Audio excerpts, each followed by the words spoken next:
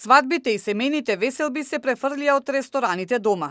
Забраната за славење по угостителски објекти се почитува, но семејните собирања сега се во домашни услови, па никој не може ниту да контролира, ниту да казнува. Од Тетовскиот пазарен инспекторат велат дека се свесни за ова и токму затоа сметаат дека е потребно со одредени протоколи веќе да се дозволи свадбите да се прават и во ресторани, каде барем ќе има контрола.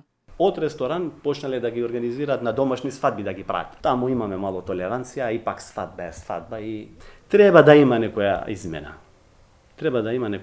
Ако, например, во еден општ ресторан за исхрана имаш 80-90 души, зошто да не може да се организира во еден салонски ресторан за свадба, кога има капацитет со 500 души да се организира таква манифестација? И угостителите едва и чекаат дозвола да почнат со организирање свадбени веселби, на кои велат би се почитувале сегашните протоколи за дистанца и намален капацитет на гости.